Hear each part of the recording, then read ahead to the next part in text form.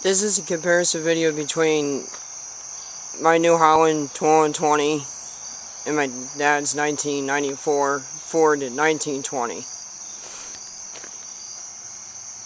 And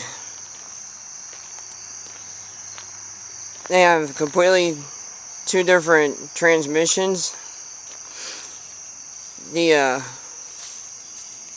1920 has a 1212 synchro shuttle, which means you have to disengage to make it go forward or reverse. You have to push the clutch in before you can move the forward and reverse lever.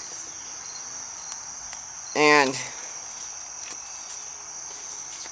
it does not have the draft control option for the 3-point hitch, which my New Holland has that, the draft control, and they have slightly, the 1920 has slightly a smaller engine compared to the New Holland 2020, which the 1920 has a 36 horsepower diesel engine, and it's 32 PTO horsepower. And the 2020 over here has 43 engine horsepower and 39 PTO horsepower. And on the 2020, it's got the hydraulic shuttle transmission, which you do not have to disengage the clutch when you go to shift it from forward and reverse, which I like a whole lot better than the 1920 over here. Because every time when I go to blow snow with this tractor, going back, having to constantly shift it from forward to reverse, and you're looking back all the time, it's really hard to be looking backwards where you're going and also shifting from forward to reverse. Whereas the 2020, you can just, for instance, you're going backwards, you have to stop real quick. You can just throw it back into neutral position like that. And the the tires 1920 has 14.924 Firestone radials, and I believe it has Goodyear tires. Are not sure the size, but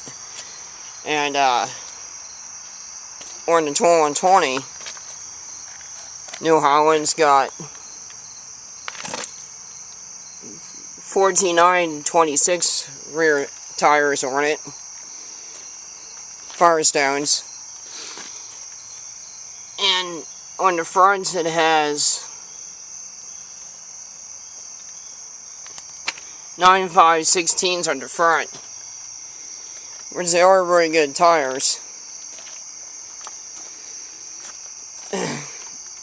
And the 2020 weighs a whole lot, definitely, probably a couple hundred pounds more than the Ford.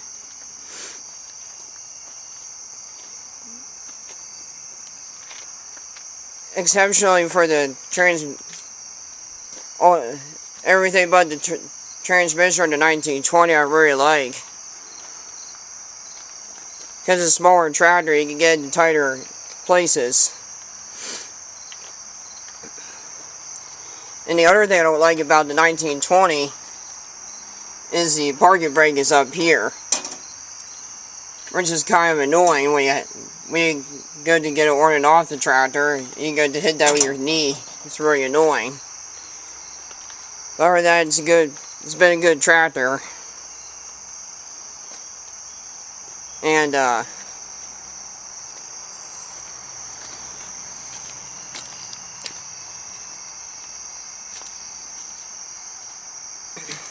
this 1220 has been an excellent tractor as well.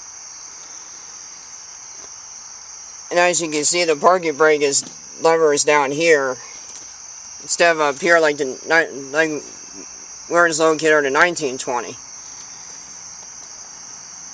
And the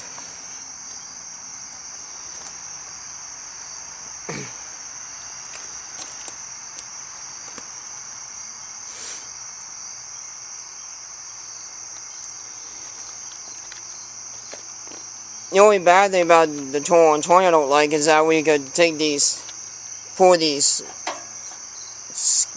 arms up to unlock to take the implement off, and we back away. These tend to attempt to drop right back down into lock position.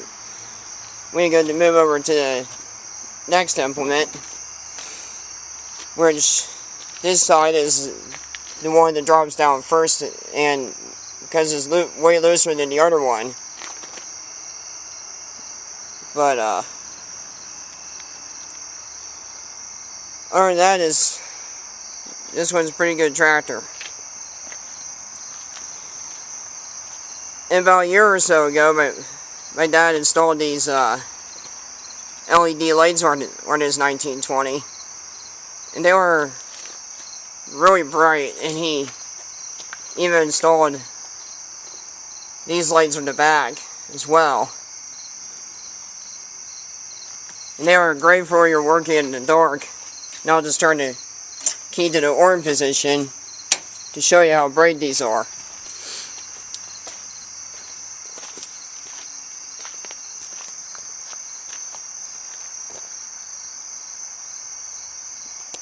As you can see, they're pretty bright.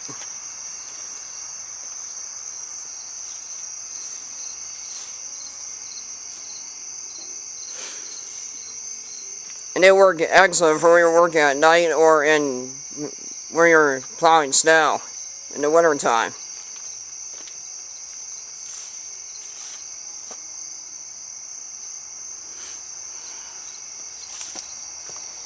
This is the light switch that my dad installed hooked up to the LED lights, and it glows red when you turn it on, but then as soon as you turn it off, then it doesn't glow red anymore, which indicates that the LED lights are on.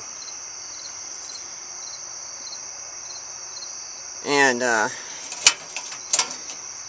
1920 has about 1,400 hours on it, or over 1,400, and the 1220 has close to 586 hours on it.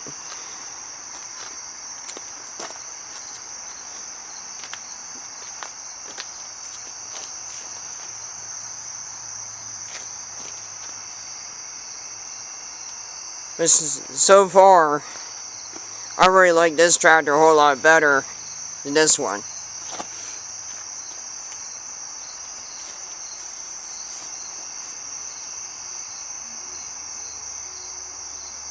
Okay, see you, goodbye.